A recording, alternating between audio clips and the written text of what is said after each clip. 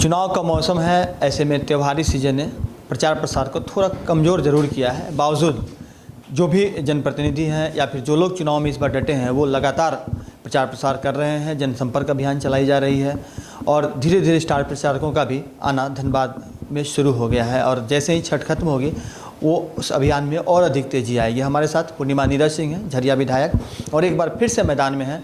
5 साल का इनका कार्यकाल और एक बार फिर से चुनावी मैदान में किस तरह से झरिया की जनता, झरिया के लोग इन्हें फिर से अपना समर्थन दे रहे हैं, सीधे इनसे रूबरू होते हैं। मैम, जिस तरह से 5 साल आपने झरिया को दिया और पिछली बार तो बिल्कुल नई थी आप और एक सहानुभूति चल रही थी, इस बार सहानुभूति या काम? दोनों सहानुभूति मेरे प्रति नहीं भी है लोगों की, तो उनके नीरज भैया के प्रति ज़रूर है। और काम, झरिया की जनता ने पहली बार देखा है कि काम क्या होता है। हाँ, कुछ जब मेरे बड़े ससुर स्वर्गीय बच्चा सिंह जी थे मंत्री, तो उन्होंने बहुत काम किया था। उसके बाद 15 सालों बाद आज जनता ने जो है देखा है कि फिर काम कैसे किया जाता है। और एक एजेंडा जो हम लेके, एक विज़न जो हम लेके चले थे, क्योंकि आप सबको याद होगा कि पूर्व मुख्यमंत्री आते हैं और इसी चौक पे जहाँ मेरा कार्यालय है इसके सामने खड़े होकर बोलते हैं कि नया झरिया बसेगा, जो है ये झरिया तो उजड़ेगा, ऐसा ऐसा बोल के जाते हैं। और उस दिन मैंने सबको विश्वास दिलाया था कि ना झरिया कहीं जाएगा, ना झरिया उजड़ने वाला है। और उसी को लेकर चलते हुए आज, उसी क्रम में आगे बढ़ते हुए आज झरिया में जिस तरीके का इंफ्रास्ट्रक्चर डेवलपमेंट और जिस तरीके का कार्य हम कर रहे हैं, और एक डर और भय का माहौल जो था उसको हमने बदला है, तो आज झरिया की जनता को विश्वास है कि झरिया कहीं नहीं जाने वाला है। लेकिन एक जो विडंबना है झरिया, या फिर चूँकि कोयला क्षेत्र है और ज़मीन के अंदर आग लगी हुई है, ऐसे में झरिया एक्शन प्लान हो या फिर JRDA ने जो लोगों को विस्थापित लोगों को पुनर्वासित करने का जो बीड़ा उठाया था, वो बार बार केंद्र सरकार हो चाहे राज्य सरकार हो, दोनों के बीच में ये फंस कर रह गया। और फिर से बहुत सारे लोग जो है अभी भी भूमिगत आग की चपेट में हैं और वो लगातार इस बात की राह देख रहे हैं कि कब उन्हें बेहतर तरीके से झरिया में ही कहीं पे अच्छी जगह पर पुनर्वासित किया जाएगा इसी कॉन्स्टिट्यूएंसी में। नहीं, मैं आपको ऑन द रिकॉर्ड ये बात बोल सकती हूँ कि आप विगत 2019 से 2024 तक के रिकॉर्ड में आप जाकर देखिए कि किसी को भी ज़बरदस्ती पुनर्वासित करने का कोई प्रयास नहीं हुआ है। जहाँ भूदसान या ऐसी कोई बात आई, हमने उसको संज्ञान में लिया। BCCL ने उसको जो है इस डर के और इस भय के माहौल से बाहर निकल के इस बात में संज्ञान लिया कि नहीं, इनको अगर पुनर्वासित करना है तो इनके अनुरूप करेंगे, ये जहाँ चाहेंगे वहाँ करेंगे। जब आप झरिया मास्टर प्लान की बात करते हैं तो उस मास्टर प्लान की अवधि जो समाप्त होती है 2019 में, उसके बाद उसकी अवधि को बढ़ाने के लिए हम सब जॉइंटली एक मीटिंग करते हैं। इस बात को मैंने माननीय मुख्यमंत्री के सामने रखा था और जॉइंटली एक मीटिंग होती है। और 15 सालों में पहली बार मैं आपको बताती हूँ कि सारे विधायकों को बुलाया जाता है और हम सारे अपने इनपुट देते हैं कि नेक्स्ट फेज़ में इस प्लान को कैसे बेहतर बनाया जा सकता है, कैसे रैयतों को उनका हक मिले। क्योंकि यहाँ जो समस्या है विस्थापन की, वो पहली ज़ोर ज़बरदस्ती की है। दूसरा, रैयतों के साथ किस तरीके से जो है मनमानी ढंग से उनकी ज़मीन छीन ली जाती है। रातों रात आउटसोर्सिंग कंपनियां जो है उनको निकाल कर वहाँ से फेंक देती हैं, हटा देती हैं और अपना काम शुरू कर देती हैं। एक गुंडागर्दी का जो माहौल था विगत 5 वर्षों में, ऐसा कभी नहीं हुआ है। एक दो समस्या और अगर हम बात करें तो पेयजल की जो अनुपलब्धता अभी भी है, चूँकि लोग खुद से बोरिंग कर नहीं सकते हैं।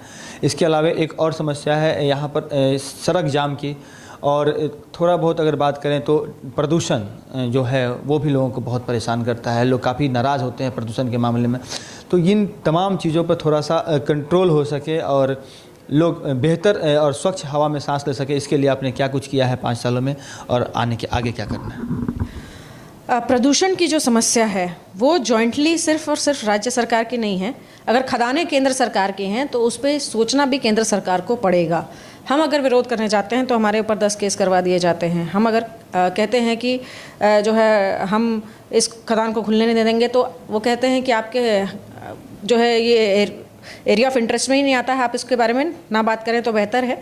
खदान तो खुलेगी, तो इसमें सोचना भी केंद्र सरकार को है। और इसमें फिर हमने जब पता करना शुरू किया कि भाई नेशनल क्लीन एयर प्रोग्राम में काफ़ी पैसा आया, उसका इस्तेमाल किस तरीके से किया गया, जो आउटसोर्सिंग कंपनियां हैं उनकी जो मनमानी है, जहां जैसी जानकारी मिली। आपको मैं बताती हूँ, एक घटना जो है यहाँ पर वो रही, हमारा राजापुर से जो हाईवाज निकलते थे वहाँ पर RSP, जो पुराना RSP कॉलेज है, उसके सामने लगातार जो है धूल की समस्या थी और डस्ट की बहुत ज़्यादा समस्या थी, लोगों को आने जाने में बहुत परेशानी थी। और प्रबंधन से बात करके फिर उसी प्रोग्राम में पहली बार ऐसा हुआ कि झरिया को स्वीपिंग मशीन्स मिली। ऐसा पहले आप सुबह कभी आएंगे तो आप देख सकते हैं। और रूट डाइवर्जन भी हुआ उनका, तो हाईवा का। तो ये सारी चीज़ें जो हैं धीरे धीरे, अब बहुत सारी चीज़ें अगर आप झरिया में आएँ तो वो तो आपके केंद्र सरकार के उसमें हैं। तो केंद्र सरकार में जो लोग हैं या जो केंद्र सरकार में रह रही पार्टी को रिप्रेजेंट करते हैं, उन्होंने इसमें कितना इंटरेस्ट दिखाया है। सच्चाई तो ये है कि वो लोग तो पार्टनरशिप करके बैठे हैं आउटसोर्सिंग कंपनियों के साथ, तो वो इंटरेस्ट क्यों दिखाएंगे? जनता जाए भाड़ में, उनको इससे क्या लेना देना है। एक बात और कहेंगे, कुछ पर्सनल अटैक हाल के दिनों में हम लोगों ने जब रिपोर्टिंग के दौरान देखा तो कुछ पर्सनल अटैक देखने को मिले हैं। तो ऐसे अटैक पर आप कुछ कहना चाहेंगे? क्योंकि कहा जा रहा है कि एक भय का माहौल क्रिएट करने की कोशिश की गई, तो इस पर आप क्या कहेंगे? नहीं, इसमें हम क्या बोलेंगे, इस पर जनता बोलेगी। वो लोग एक परसेप्शन ज़बरदस्ती का क्रिएट करने का, भय का माहौल किसको? 5 साल में कौन सा भय का माहौल रहा? मैं जा रही हूँ जगह जगह और लोगों ने कहा कि हाँ, हम तो 5 साल, आपके पहले जो महिलाएं आई थी वो खुद बोल कर गई कि 5 साल में हमने तो नहीं देखा कोई ऐसी कोई दुर्घटना जिससे बहुत बड़ी। झरिया और धनबाद को, मेरा जो एक विजन और मिशन सिर्फ इसके लिए नहीं, एक परसेप्शन चेंज करने का भी है कि झरिया और धनबाद को जब आप बोलते हैं आप धनबाद से आए हैं, और यही नहीं, आप बाहर जाके बोलिए, मैं रांची में बोलती हूँ या मैं किसी और प्रदेश में बोलती हूँ, तो बोले धनबाद। मैंने कहा क्यों भाई, धनबाद से ऐसा क्या हो गया? तो कहते हैं नहीं, क्राइम बहुत है ना। मैंने कहा क्राइम कहाँ नहीं है? और आपने उस क्राइम को अगर आप हल्के में लेकर उसको बढ़ावा दे रहे हैं, उसके बारे में ये बात बोल रहे हैं कि भाई यहाँ क्राइम बहुत होता है, नहीं, उस पर लगाम लगाने की ज़रूरत है। और क्राइम हर जगह होता है, हर प्रदेश में होता है, लेकिन धनबाद ही सिर्फ बदनाम क्यों है? उसके लिए जिम्मेवार कौन है? आप 2017 मेरे पति के बाद हत्या होने के बाद की घटना को देख लीजिए, किस तरीके से जेल से ही बिल्कुल बैठकर एक ऑर्गेनाइज्ड क्राइम का नेटवर्क चलाया गया उन्हीं शूटर्स के द्वारा। जो जनप्रतिनिधि, कुछ जो जेल में बैठे हुए उस समय के जनप्रतिनिधि हैं, उन लोगों ने किस तरीके से ऑर्गेनाइज तरीके से उन्हीं शूटर्स के द्वारा रंगदारी का एक नेटवर्क सेट किया यहाँ पर, और जिस तरीके से चलवाया, तो इसके लिए जिम्मेदार कौन है? इसके लिए मैं उस इमेज को यहाँ बदलने की कोशिश कर रही हूँ। मैं चाहती हूँ कि कल को अगर लोग धनबाद से बाहर जाएं तो धनबाद को उस जगह के नाम से जाने जो वाकई में देश को रोशन करती है। भय के वातावरण वाले या फिर वासेपुर का जो नाम आता है बार बार उस नाम से ना जाने।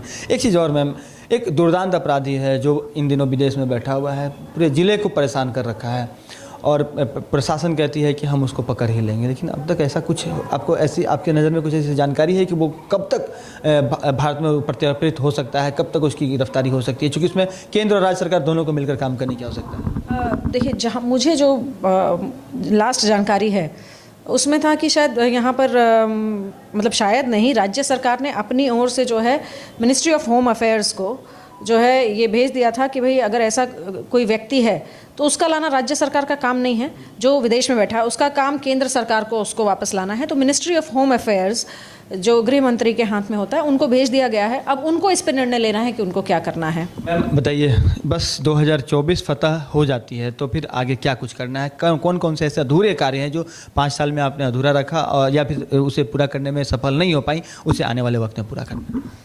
जो सरकारी सुविधाएं हैं उनका लाभ और ज़्यादा से ज़्यादा लोगों तक पहुंचाना, हमारी महिलाओं को स्वरोजगार से जोड़ना, उनको ताकि वो भी बेहतर कर सकें, ऐसे कई सारी प्लान्स हमने बना के रखे हुए हैं। सरकारी लाभ को हर घर तक पहुंचाना, जलापूर्ति के कार्य को पूरा करना, ये सारे, और जो शिक्षा की व्यवस्था है, बहुत सारे जो जर्जर स्कूलों की व्यवस्था हमने बदली है और जो बचे हुए हैं उनको बेहतर बनाना, ये सारे कार्य हम करें। स्वास्थ्य सुविधाओं को भी बेहतर करना। स्वास्थ्य सुविधाएं तो अपने आपको बस उसके बाद निगरानी करने की ज़रूरत है। जहां एक अस्पताल 2 कमरे में चल रहा था, आज वो बड़े अस्पताल उसमें चलेगा, तो एक निगरानी करने की ज़रूरत है निश्चित तौर पर। बिल्कुल। अभी हमारे साथ पूर्णिमा नीरज सिंह जो कि वर्तमान में विधायक भी हैं और एक बार फिर से चुनावी मैदान में हैं। इन्होंने तमाम चीज़ों को बेबाकी के साथ रखा है, जो कार्य की है उसकी जानकारी दी है, और जो विरोधियों के द्वारा जो हमले किए जा रहे हैं, जो कुछ पर्सनल अटैक किए जा रहे हैं, उस पर भी उन्होंने बेबाकी के साथ जवाब दिया है। बहरहाल थोड़ा इंतजार कर लीजिए 20 तारीख का, जब जनता को अपना फैसला देना है, और उसके बाद 23 को रिजल्ट सबके सामने होगा। सहयोगी विपिन के साथ राजकुमार जायसवाल, न्यूज़ 22 को धन्यवाद। मैं Moni Rani, chairman leader institution of higher education Samastipur, आप सभी देशवासियों को दीपावली एवं छठ पूजा की हार्दिक शुभकामनाएं देती हूँ। मैं सौरभ झा, CDP गुरु और डायरेक्टर TCH एडुसन, पूरे बिहार वासियों एवं समस्त देशवासियों को TCH परिवार की ओर से दीपावली एवं छठ महापर्व की हार्दिक शुभकामनाएं देता हूं। साथ ही साथ ये संदेश देना चाहता हूं कि इस त्यौहार आप अपने घर परिवार के साथ मनाएं और एक उत्साह के साथ मनाएं, और भगवान से ये मेरी प्रार्थना होगी कि आने वाले वर्षों में आपकी सभी मनोकामनाएं पूर्ण हो। इसी के साथ एक बार और दिवाली एवं छठ पर्व की हार्दिक शुभकामनाएं। 5 राज्य, 61 शहर, 150 प्रोजेक्ट और एक वास्तु विहार। नई सोच, नया घर। बनाए रखिए अपना प्यार, सेवा में है वास्तु विहार।